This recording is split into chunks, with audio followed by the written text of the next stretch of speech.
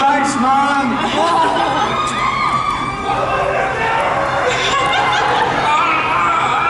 Alright, so everyone is basically just shooting love at you right now.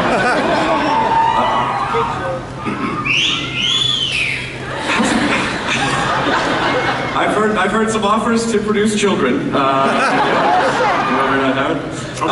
kind of not over yet. It's not over yet. We leave in an hour, so I'm sure we can squeeze something in.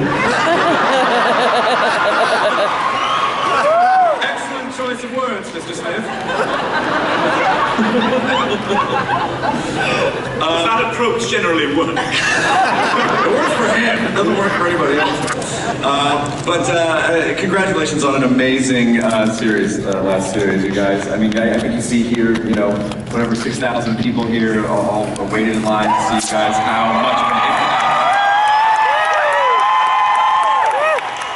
of an impact the show has had. So, Stephen, you actually, I was talking to you in the green room and I'm like, how are you enjoying the con? And you're like, I've just been writing in my hotel room the whole time. So has that been your entire con, just putting words into their mouths? Yeah, that's more or less my entire life, actually. Okay. And it's very nice to meet 6,000 new people because I've been very lonely.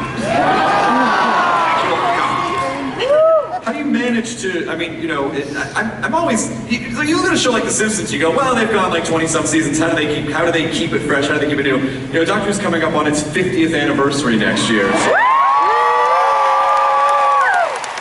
no one is a bigger Doctor Who fan than you. So how do you manage to keep all those facts in your head and then still keep the show fresh and drive it forward and not tread on old territory? Well, I try not to have any kind of a life. As a Doctor Who fan, I found came naturally. I don't know, I've got loads of ideas because it's Doctor Who. I've been thinking about Doctor Who since I first saw it. Yeah. And now I get to put it on television. I don't find that difficult. I bet everyone in this room has Doctor Who ideas all the time. They do. That wasn't an invitation. No, if you see Stephen in an elevator, he loves it if you shove scripts at him or tell him ideas. Matt, I mean, you know, the Doctor, you've done such a wonderful job. And we've talked about this before. I mean, the one thing about the show is, but the way that it's managed to stay fresh is that, you know, the show kind of cycles through new people and we get attached to people, but, you know, instantly, episode 1, people were way on board. Matt Smith. How's it been the last? Well, it's, you know, I mean, I can say unequivocally, it's transformed my life. It's changed my life, and working with these guys who have become, you know, my firm friends. And we've got the wonderful Caroline Skinner now, who's doing a great job, has great taste. It's in good hands, fear not. And you know, so it's every day is a joy. And I mean, I just quickly like to say though, I think if the world was a bit more like Comic-Con, it would be a better place, right? From like the Tumblr to the Nerd HQ, so all the support you guys have given us, it's been overwhelming. And Who fans shout the loudest. Yeah. So thank you. If the whole world were like, it would certainly be a world with more medieval weapons in it. Yeah. People dressed up and coloured hair and everything. And a lack of cynicism about it. Well, but that's the spirit of Comic-Con. It's like, that's why it's so important for us to be able to celebrate all the things that we care about and not be afraid of being judged. But I do have to apologize to Matt. Yesterday, a really awkward thing happened. I didn't think I was going to run into you. Do we have a picture of what happened last night? Whoops.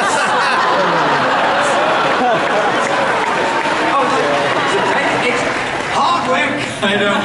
Where's your bow tie, man? So, I have one of those too. I'm pointier. I have more of a tenant face, but I honestly, someone was It like, looks great on you, man. You wear it well. Someone said, "Oh, you should run into Matt with that outfit." I'm like, "No, I don't want him to." And then I saw you at Zach Levi's thing, and you go, "I see where your heart truly lies."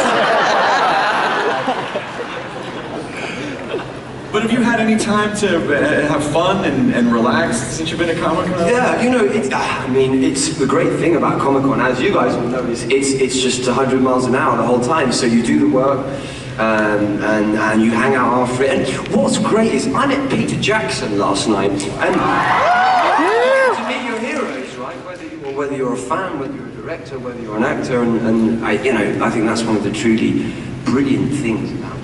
Yeah. I had a great time. Honestly, so who have you kind of nerded out over the most, Nick Howard? Bryan Cranston, I love.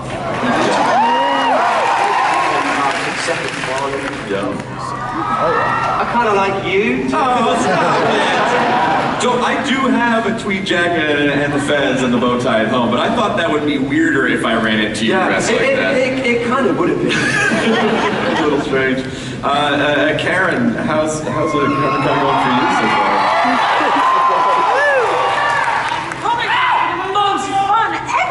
I've had the best time just seeing everyone dressed up in capes and stuff. And actually, I was coming down the lift in the hotel this morning next to a Dalek girl, which was really cool. It took us a second to register each other, and we both just went, ah! She was like, oh, that's a really good Amy Pond. And you're like, I know. I mean, your characters are, and it happened almost instantaneously, like Kissogram, Amy, was like right there. You know, when and right here, right there. I go to cons all over the place, and that version of her, that first image that we get of her, it instantly became iconic. I mean, what is it like for you to look out and see a sea of Amelia Ponds? I'm loving all the ginger hair.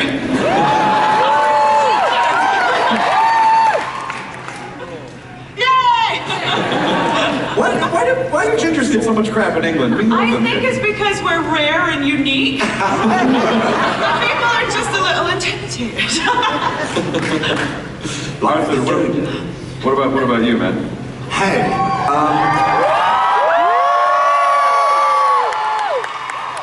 there's just been lots of that. Like, kind of walk into rooms and there's, I mean, like, we're all losing our voice. We had to have some throat sweets earlier on to soothe our voices because we've just spent the whole time going, and it just kind of brings, I still hear it when I'm sleeping. People screaming, but it's, you know, it's amazing. And yeah, let's say that you can be in the lift and you're just like, oh, hey Batman, how's it going? It's been very cool. Well, you've done, I mean, you know, again, I know, again, we've had this conversation before, but I think it's such a testament to you and the character of Roy that, you know, we're so used to the dynamic of the Doctor and his companion. And some sort of, you know, in some cases, some sort of romantic tension or something going on in it. But the fact that, you know, there's this sort of like triad of awesomeness that you are sort of the companion's companion, and people love you guys as a unit. And you were taking her away from him, like it just, they were also so on board for you as a character. Yeah, no, the response has been, I mean, it's all down to Stephen making it up and making it so brilliant. But, you know, we've loved the way that the dynamic between the three of us has progressed kind of throughout the show and developed. There's so much in this brain I want to take out and see how it works. Yeah, do it. It'll be a crushing disappointment. Bugger all in that. But, you know, obviously the big news this year is that we are saying goodbye to the Ponds this year. See ya. All of the Ponds. When that news broke and I saw, I think I've sort of become like the Doctor Who therapist online for people. Most people are like, what's happening? How could the Ponds be going away? And I had to say to people, listen, it sucks for us, it's sad, we love the Ponds, we don't want them to go anywhere, but this is how the show works, you know? We love people and we have to let them go. So what was it, I mean, that's how the show has managed to live for, you know, 5 decades.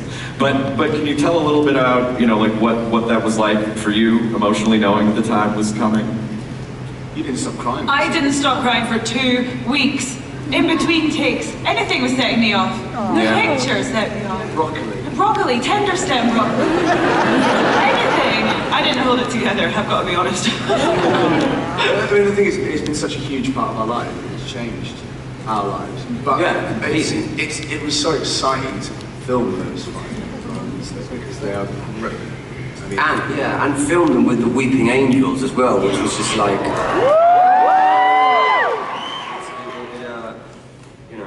He's an it's a climactic meeting, and I think a brilliant end to what has become, in my mind, and I'm a bit biased, but my two favourite companions. You know, so. Well, I'm glad to see the back of them, really. You're gonna miss us. Yeah, they're out, they're gone. See you later. Wait a minute. Now you say that now, but we were in the elevator and you turned to them and you went, hey, didn't you guys used to be on Doctor Who?